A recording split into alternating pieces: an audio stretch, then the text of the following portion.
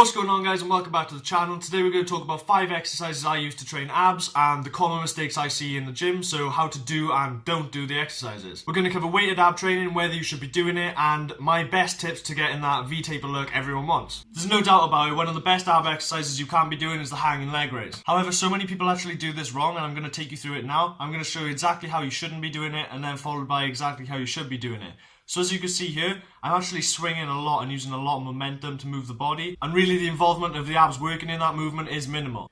You need to be locking yourself in place so your back isn't actually swinging back and forward. It should be almost as if you're up against a wall. And you actually want to try and get your bum as high up as possible in front of your body. At that point you'll have maximum contraction, and then you can slowly lower your legs back down to the starting position and get a deep stretch. Again, that is definitely one of the best ab movements, but it is one which will take a lot of practice. There are actually machines designed to make this movement easier, and I do recommend that you start off on them if you want to master the movement. Secondly, we're going to move on to the weighted ab crunch. Again, with this exercise I see a lot of people using momentum and actually pulling with their arms. One of the most important factors of ab training is actually the contraction, and swinging and rocking like this is not going to allow you to contract your abs. The movement needs to be controlled, and breathing is a massive factor in this movement. You should almost be creating a vacuum when you contract, and then that contraction can be held and lowered back to the starting position. The last exercise I'm including for the abdominals themselves is the sit-up / crunch. I see a lot of people using momentum again with this, and that is definitely not the way you want to be going with any of your ab training. This is exactly how you shouldn't be doing it, and here's a variation on how you can correct that issue and actually make your core stronger.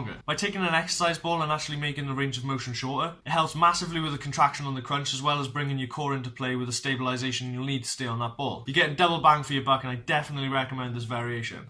So far we've actually only talked about the abdominals themselves, and that is not the only factor which you'll need to develop that V-taper, trust me. A very commonly overlooked muscle group is your obliques, and I'm going to show you how they work now, as well as one of the key mistakes I see a lot of people make, which is going to absolutely ruin your V-taper completely. To understand oblique training, you need to understand how the obliques work themselves. Your obliques actually run diagonally down your torso, helping to create that V-taper shape. However, depending on your body type and your current composition, there is a correct way and definitely a wrong way to train these muscles. I'm going to show you one exercise here which for me is an absolute no-go zone. That's the weighted side bends, and I see it so commonly in the gym, and I guarantee those people don't understand the way that they're actually working and growing that muscle. My first issue with the weighted side bend is it's so easy to pick up a heavy weight and actually complete that movement because the range of motion is so short. That is 1000% what you do not want to be doing. Heavy side bends can actually lead to a blockier waist, and I'm going to pop up a picture on screen now. Obviously this picture, yes, it is excessive. We all know this guy is taking some sort of crazy supplements. That's just a way of me showing you how you can actually overdevelop your obliques. However, that's not the end of the world. I'm going to show you 2 oblique exercises which are absolutely perfect for creating that V-taper. The first exercise I'm going to show you is the weighted cable twists. Again, I'm going to show you how to incorrectly do this exercise and then how to correctly do the exercise. We've all seen people doing it in the gym this way. I'm just literally trying to move the weight from one position to the next without any mind to muscle connection. The weight needs to be dropped off, and contraction is key. You can see me here setting my position and locking my arms in place. And the whole idea behind this is to keep my hands directly in front of my torso at all times, keeping a strong core, sucking in, creating that vacuum and tensing my abs,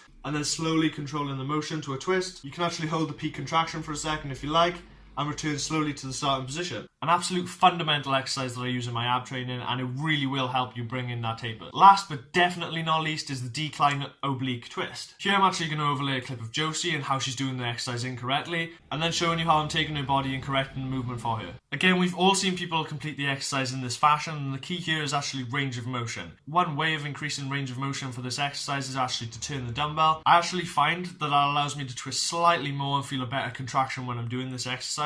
And if you do want to make this exercise harder, you either have the option of adding a little bit more weight, or my personal preference is to actually increase the decline of your range of motion. So here you can see me getting into position, leaning quite far back and keeping my core nice and tight, controlling the motion from side to side and really focusing on contraction on every single rep. I'm making sure to breathe with every single rep and usually carry this out for about 15 to 20. And just so you know, 1 rep is actually from side to side, and that counts as 1. Will incorporating all of this alone get you abs? Unfortunately, the short answer is no, and you can't do all of these exercises alone, as like sit-ups, thousands and thousands of sit-ups, they're just not going to get you abs. That's not how it works, unfortunately. Diet does actually play a major role. That being said, it does also come down to genetics as well, so getting a low body fat might not be the only thing you need to do. For example, if you get down to a low body fat percentage, and I'm not talking shredded, I'm talking around 8 to 10%, if you get down to that range and you still can't see your abs, this is probably where you need to start incorporating weighted ab training, simply because this allows for progressive overload, which is what makes muscles grow. I've covered that in a different video, and you do actually have abs, they're just not developed enough. Key part to ab training is actually mixing up your exercises, so you could take these 5 here but also incorporate other exercises which you can also find online. For anything for sets and reps, I would keep the sets for roughly 3 to 4 sets per exercise. Rep wise, I would try and hit the higher ranges, so 10 to 15, and make sure you're contracted on every single rep. That pretty much covers everything you need to know about ab training briefly, and if you have any more questions, leave them in the comment section below. Feel free to shoot me an email if you feel more comfortable doing it that way, and if this helped you in any way, leave this video a like, subscribe if you're new, and I'll catch you in the next one.